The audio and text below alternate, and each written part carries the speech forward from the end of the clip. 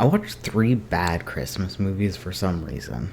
I love Christmas, I love winter, I love the snow, I love giving gifts, I love even getting gifts. But I don't love any Christmas movie. I have some that I like, but they're not watch every year kind of movies. I'm also not a fan of romance movies either.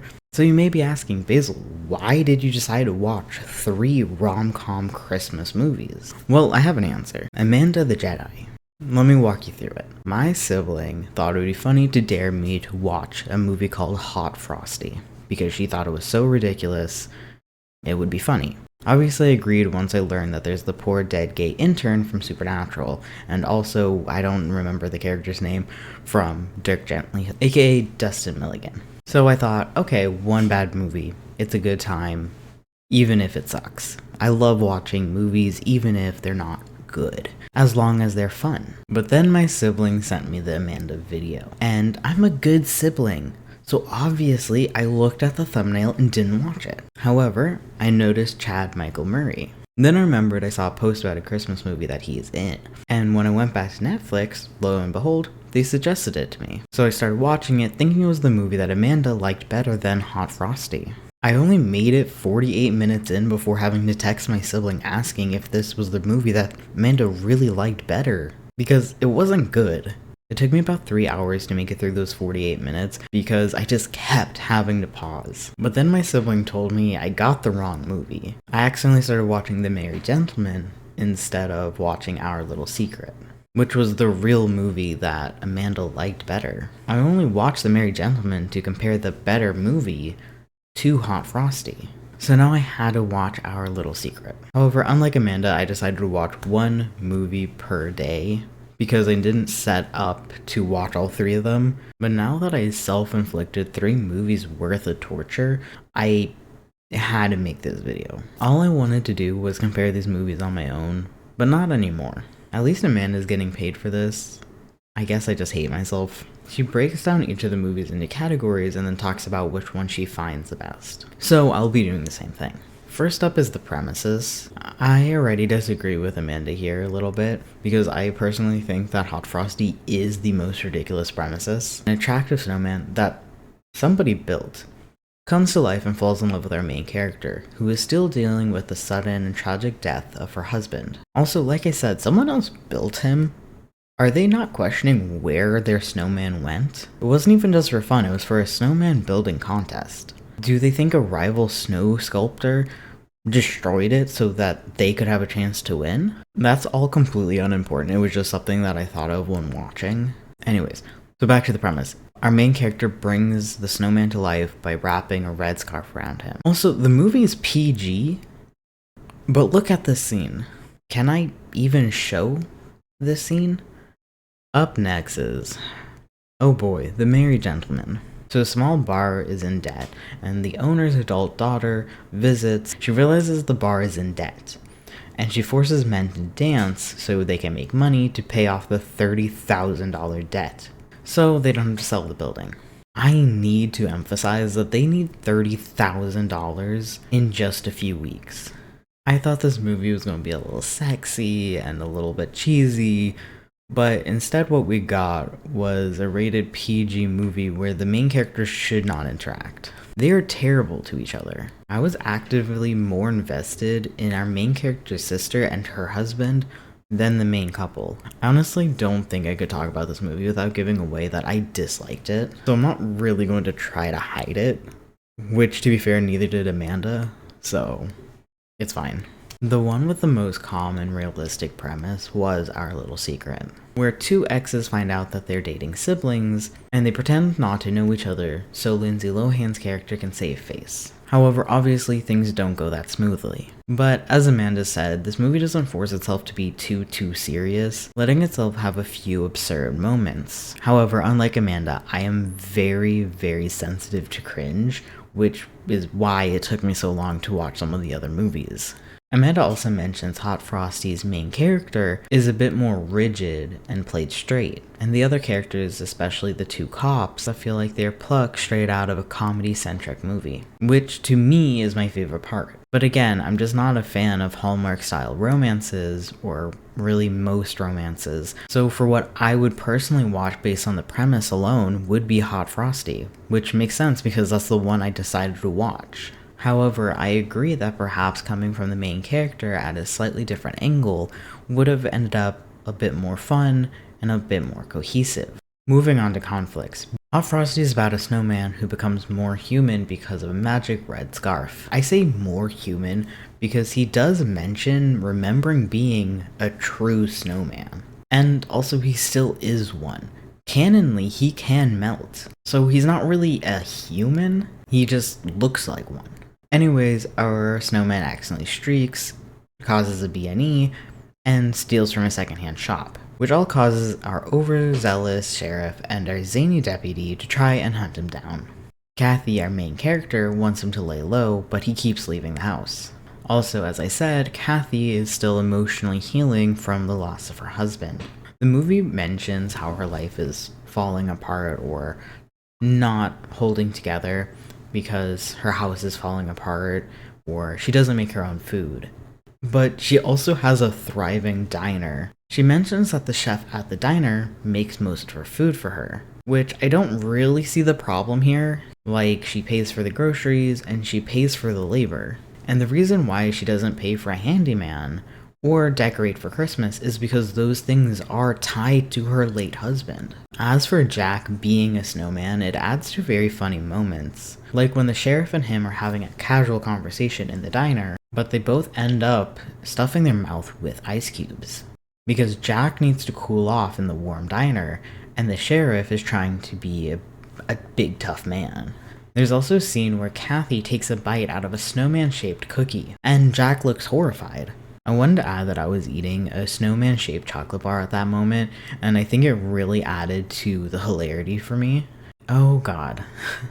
Oh, the merry gentleman. It starts with Ashley, our main character, getting fired from a job she had for 12 years, which leads her to fly home for Christmas, which is all of December, I guess. Then she learns her parents' bar is shutting down, but the landlord actually found a business that would pay off all of their debt, which is a fantastic deal because they already need to shut down anyways. But Ashley says no, then says that they will have male dancers to bring in business. I wanted to add that I assumed all the dances were going to be Christmas themed, but they weren't. Sexy construction worker doesn't really fit the theme of a Christmas movie. Plus, where do they get all the decorations? Chad Michael Murray's character, Luke, clearly doesn't want to do the dances, but agrees anyways.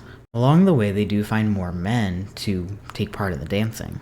Which, by the way, I thought one of them was the main character's father, but I just confused the two older white guys.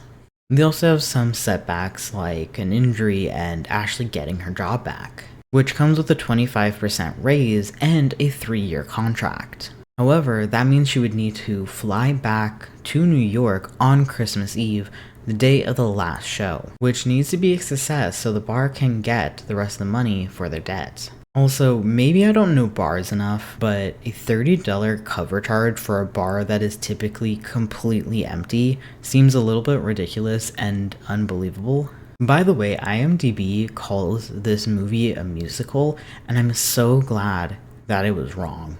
In our little secret, Lindsay Lohan plays our main character, Avery. Avery's dating a man whose mother hates every woman in her son's life, which is totally healthy. As I said, Avery wants to keep her relationship with her ex, Logan, a secret. Logan being the man that Avery has been friends with since childhood and later started dating. But he got really upset with Avery when she wanted to move away. He drunkenly tries to make her stay by proposing. She says no. Good for her, and he lashes out by bringing up her recently dead mother, causing them to break up. 10 years later, unbeknownst to them, they're dating siblings, and Avery keeps making bad choices in the hopes of having the mother like her, like pretending not to know Logan, like accidentally ingesting weed gummies before doing a sermon at church, blaming the dog for eating cookies that she ate once she had the munchies, then pretending to have the dog get treatment for eating those cookies. Logan goes along with it all because he wants Avery's help with a work proposal. However, I need to mention a few things that I thought were setups but actually had no domino effect. First, the cookies. Avery's boyfriend Cameron explicitly mentions her not to eat his special cookies that his mother makes exclusively for him. But later, when Avery eats the cookies, those cookies are for a Christmas cookie exchange. I just don't understand why they weren't Cameron's cookies. Then we have the mother getting the impression that Logan is going to propose to his girlfriend. This is mentioned later when the shit hits the fan. However, I think there's a perfect moment to re-tie this back in, and they just don't. Logan's girlfriend invites over his family. However, when they showed up, I assumed it was going to be the mother inviting them over for the proposal. So that thinking he's going to propose didn't really lead to anything.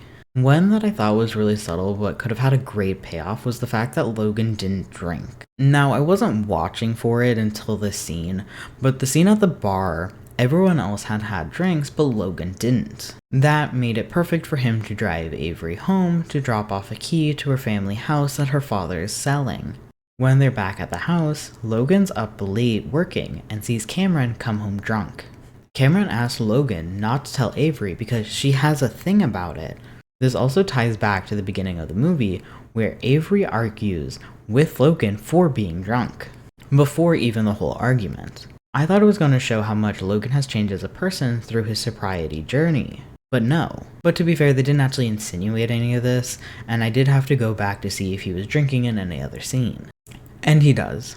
Based on the conflicts, I think the best made one is Our Little Secret, but it's not really a movie that I would typically choose to watch. It's just not doing as much for me, so personally I like Hot Frosty. Also, I like the ludicrous nature of him being a snowman. I get overheated very easily, so I get him. But that being said, Our Little Secret technically is better in this regard. Now to the romance. The relationship in Hot Frosty is a little bumpy, given the fact that Jack, the snowman, was made/born at the beginning of the movie. Yeah, he learns things quickly, and throughout the story you see him mature and adapt more to human life. However, is it really okay to kiss him if only a few days ago he didn't know what clothes were, or what cooking was? At the end of the movie, he's still pretty naive, but he does like helping people in town, which honestly I was a little bit worried about because he mentions multiple times that he likes helping people like Kathy, which make me wonder if it was based on his infatuation with Kathy and not actually liking to help people. However, I do think that is supposed to just be his personality. I do want to add that there is a bit of growth in emotional understanding from Jack, because he refuses to kiss Kathy despite wanting to, because he as a snowman doesn't know how long he will stay around, and doesn't want to hurt her again like she was hurt with the death of her husband. If we're basing this romance on reality, it's not great. In a fictional world, it is a bit better. Oh, back to the Merry Gentleman. How I loathe you. Not really, but... As Amanda said, these two main characters don't really give anything. In the scenes where there's supposed to be sexual tension, there's nothing.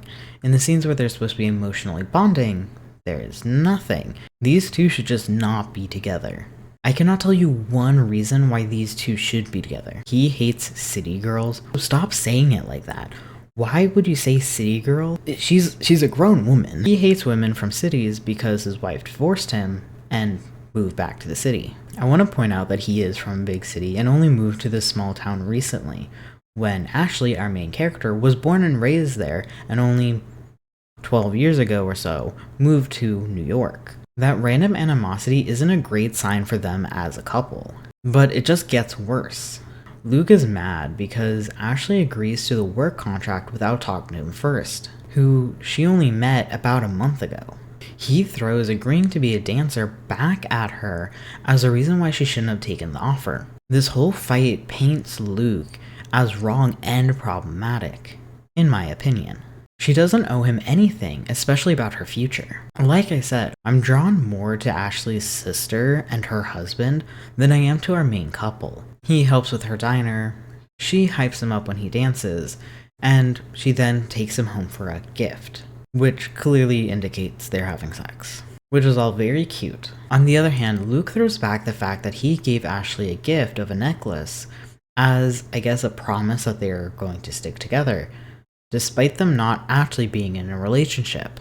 Even though the sister looks at Luke's body, I still think her and her husband have a healthier relationship than our main couple, and they're just giving more as a couple.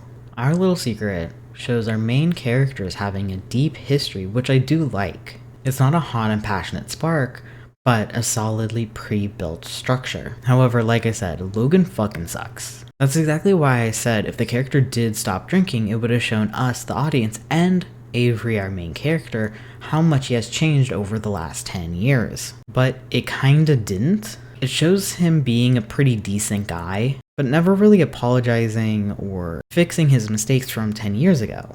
It also shows him dating younger women and being condescending to Avery when she chooses a too light of jacket when they go to pick out a Christmas tree. And he makes a joke about forgetting snacks because she always needs them. I want to highlight the fact that she didn't actually know they were going to a true farm where you have to cut down your own Christmas tree. Now, her character is supposed to be bullheaded, which I do like. I think it's a nice flaw for her to have as a main character, which also explains why she would always dig her heels in, even when she shouldn't. However, how Logan responds is just not cool. And honestly, a bit of a red flag at times. Both characters have things they have to work on, but Logan's issues are worse. And I'm not just saying that because I'm bullheaded myself. At least they didn't get engaged that Christmas, which I was a little bit worried that the movie was going to do. However, they did get engaged by the next Christmas, so there is that. I completely disagree with Amanda here. I think The Married Gentleman has the worst couple. Those two just remind me of those couples that just get together because they're both available and single and there, but they don't actually like anything about each other. Each of these movies fail romance for me, but again, maybe that's just because I'm not a big fan of romance. But I think the best relationship is between newly developed brain Jack and possible red flag Logan. How the movies play out. In Hot Frosty, the sheriff finds proof that Jack is the one that he's been hunting down and throws him in jail. Kathy explains that Jack would die if he doesn't get out on bail. Jack is clearly sick, but the sheriff still makes the bail ridiculously high. He also says he's going to be leaving Jack alone locked in jail if Kathy doesn't quickly come up with the bail money. Kathy rushes to get all the money she has, but it still isn't enough to bail Jack out. Everyone in town quickly accepts that Jack is a snowman, and because they all like him, they all put money to help with the bail. The sheriff decides to count all the money despite Kathy being clearly very panicked. Then he says that the bail isn't enough yet. They're still missing $10, to which point his own son offers it. Only then did he agree to let Jack go without the need of any bail. But it's too late. The cop indirectly killed Jack. He's dead. Like, they really had a cop kill someone due to negligence. Jack is laying there in the snow, dead.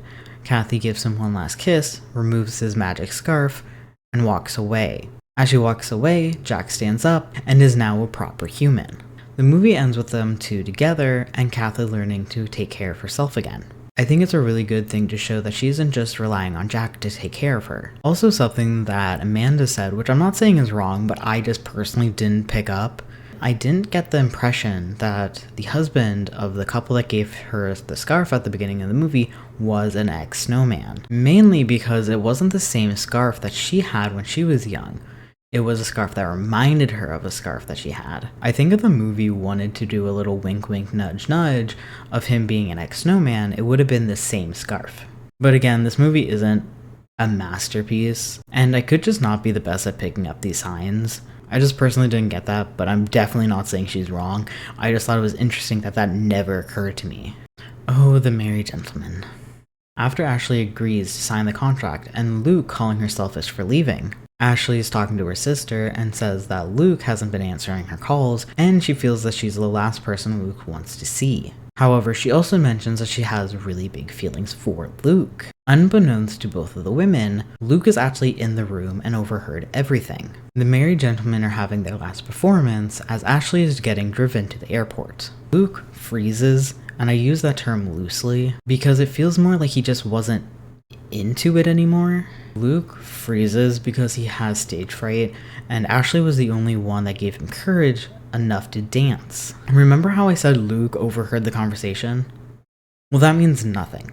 Ashley's on the way to the airport, and Ashley just decides to cancel going back to New York on her own. By the way, I don't think she ever actually moved back to the small town. Earlier in the movie, she mentions visiting, so I think she's just going back home. Ashley decides not to go back to her career, but instead shows up just in time for Luke to do his dance.